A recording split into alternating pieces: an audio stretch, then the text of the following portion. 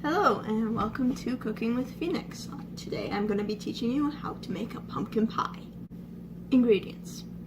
Now it is a pumpkin pie recipe, but that doesn't necessarily mean you need to use a pumpkin. So far I've made this recipe both with pie pumpkins and with acorn squash, and honestly I can't really taste the difference myself. Today I'm going to be using a kabocha squash, which looks kind of like this. I've never made this pie with this kind of squash before, so we'll see how it turns out.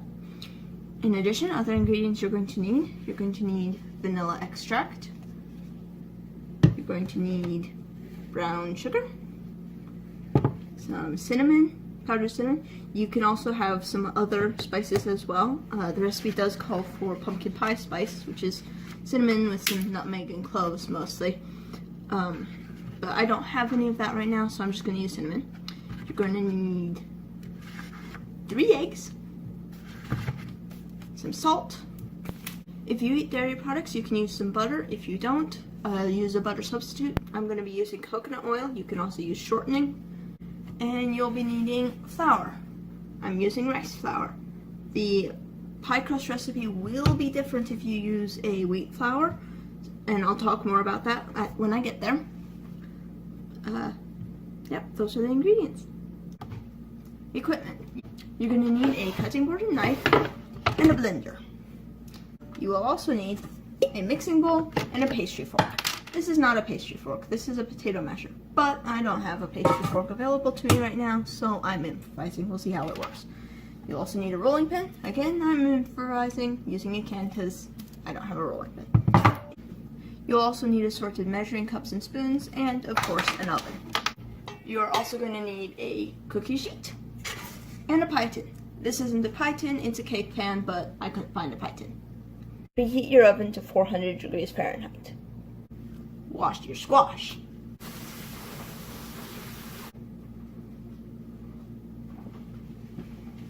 Yes, you're going to be cutting into it, but you don't want anything that's on the outside of the rind to get onto the inside of the squash stuff, so better safe than sorry.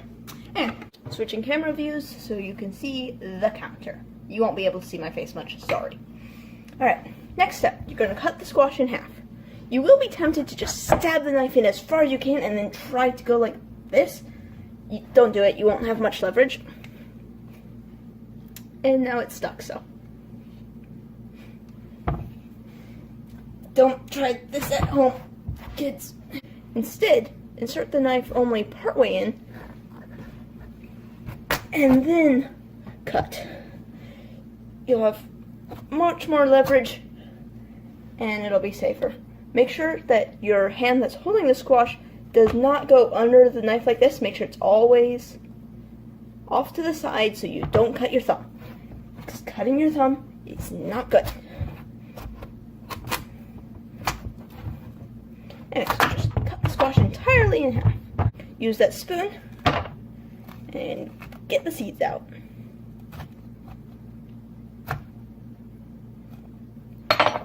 You may have to sever the connection at the top. And seeds out. If you like squash seeds, you can clean off the seeds and cook them. Now that you've got your squash cleaned out, you're going to take the salt and sprinkle a little bit on the exposed flesh. Just, a little. Doesn't need to be a lot. You could use a salt shaker for this. I didn't think of that till just now though. Salt. Stick your squash cut side down on the baking pan.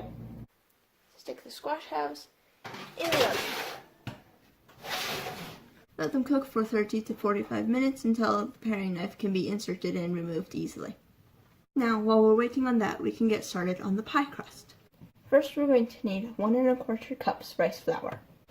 When you're measuring flour, it's always important to have a scoop that you scoop into the measuring cup, because that way it doesn't get all packed down as you scoop it. Also, a container with a wider lip than this would be ideal. 1 cup and 1/4 cup. Then we're going to need a 1/4 tablespoon of salt. That's a little too much, but it's fine. If you're using shortening, it should already be soft enough to do this easily. If you're using oil or butter, you have to soften it without melting it, which is kind of a trick. But anyway, you're going to need 1/3 cup of oil, butter, or shortening. To get it to warm up, just nuke it in the microwave for about 10 seconds. Once you've softened your oil, just add it to everything else and use your pastry fork, or in my case, potato masher, to cut in the shortening or oil. That is the term. It basically just means stab it until it's small pieces. Not stab, just squish it with the thing.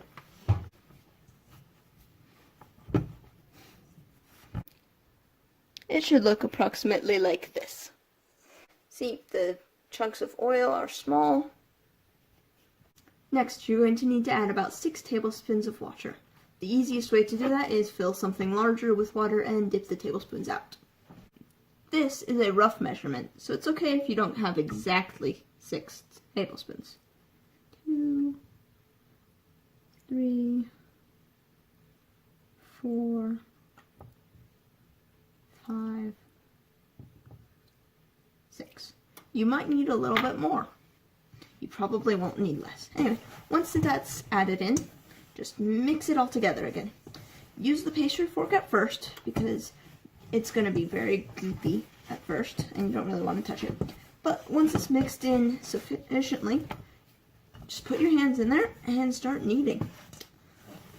I think I do need a 1/7 tablespoon of water.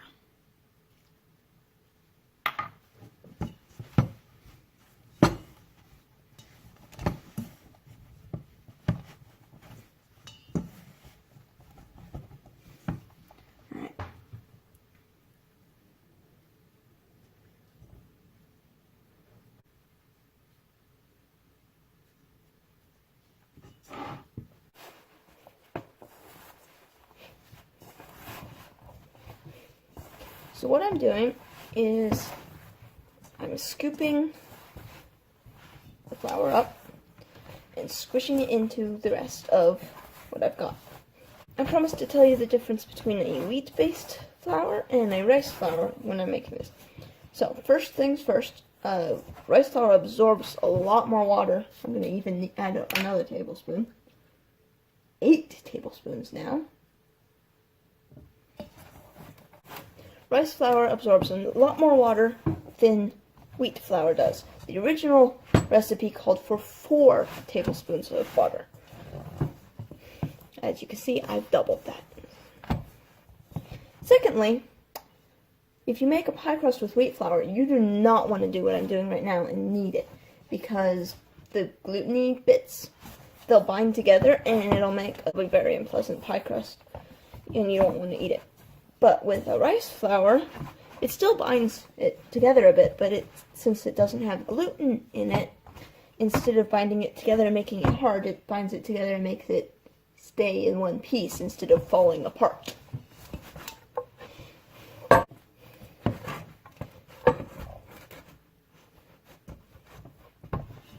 Alright, once you've kneaded it all together and it's got a smooth consistency, just form the dough. Just form the dough into a ball. Drop it back into the bowl for now. Put some plastic wrap over it and set it to the side.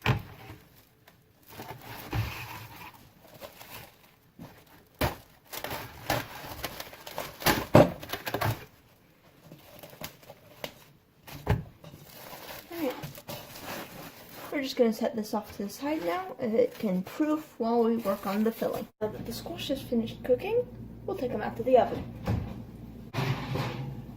Da-da-da! Cookie squash. Once you've got your squash out to the oven, you need to let it cool enough that you can touch it without burning your fingers. But don't let it cool too much or the skin will be hard to peel off. So what you're going to need to do is take the squash and just remove the skin. And the fleshy bits, you're going to put in the blender.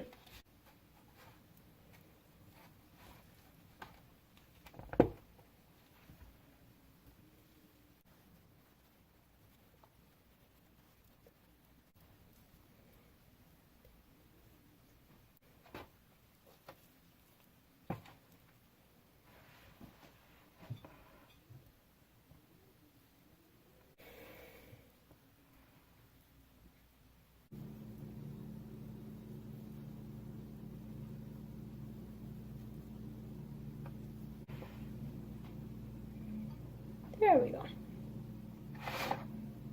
This can all go in the trash. That's gonna get blended. I'm gonna wash my hands. 1 teaspoon of vanilla extract.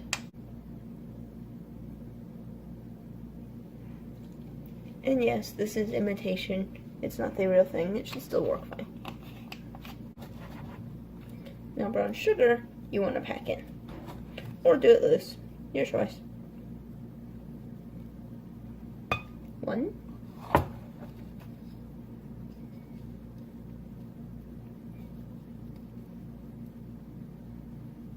2.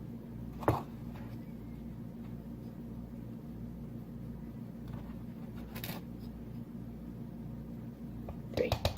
So 1 teaspoon cinnamon, and then about 1.5 teaspoons pumpkin pie spice, which is mostly cinnamon. So I'm just gonna add a 2nd teaspoon of cinnamon. Put the lid back on. Now we'll blend it.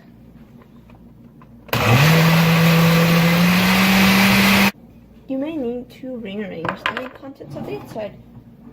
Preferably use your blender plunger, but I don't have a plunger for this blender, so I'm using a spoon.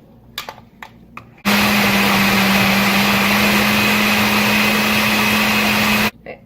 Now that everything else is all blended together, we're going to add 3 eggs.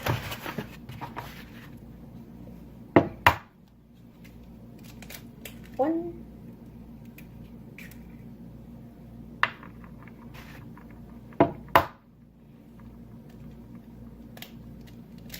2,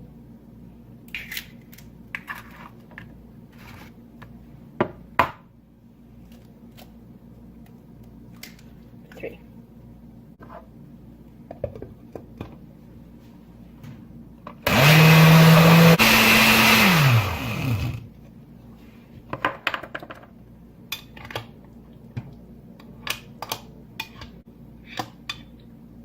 Okay. The filling is all done. That's all we need to do with that. I mean, until it's time to put it in the crust, but so we're just going to set that off to the side for the moment. Preheat your oven to 425 degrees Fahrenheit. First, wash your counter. Then, while the counter is still damp, lay down some plastic wrap. The dampness of the counter helps plastic wrap to stick. That way it doesn't move around on you. You're going to need to take your ball of dough that you made a while ago and just put it right in the middle of your plastic wrap. Take another sheet of plastic wrap. I'm just going to use the one that was on top of the bowl. And put it on top. Alright, so now you have your dough in between 2 layers of plastic wrap. Now take your rolling pin, or in my case, rolling pan, and roll it out.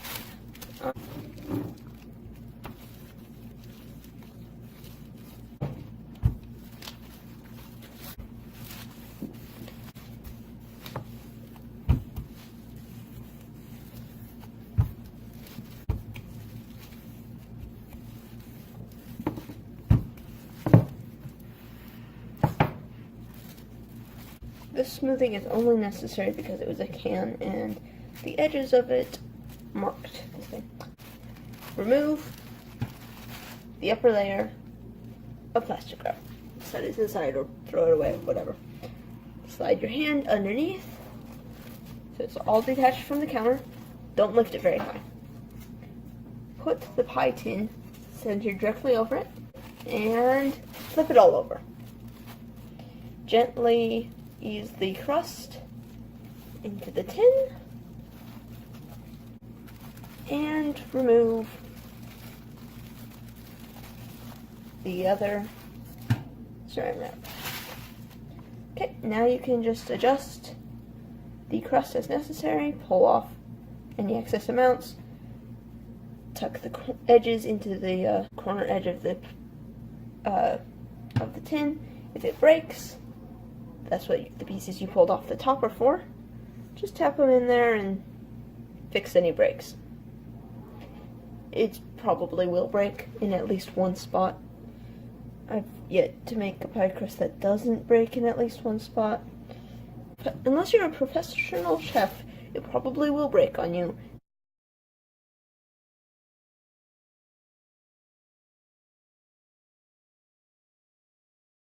It's especially important to make sure that the bottom crust doesn't have any holes in it. The sides, it's slightly more okay, though they should still also be pretty solid. But the bottom, if the bottom's got a hole in it, that's not good. Your filling might get between the tin and the crust and problems happen. You might have a bit of crust left over. That's okay, I always have. You could throw it away. You could wrap some frozen fruit in it and bake it as a thing on the side. Whatever. Ta-da! Take your filling, pour it in.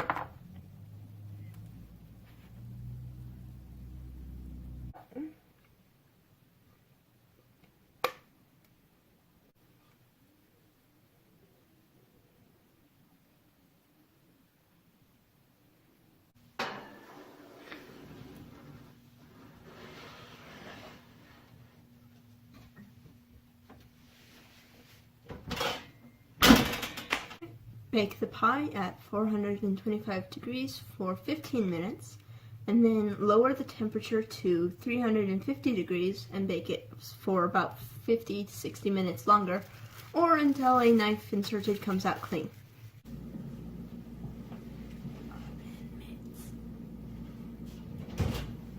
Ooh, it looks good. Da da da. It needs to just sit and cool for a little while. When it's not piping hot, it can be refrigerated. It is best served cold, at least room temperature, but not hot.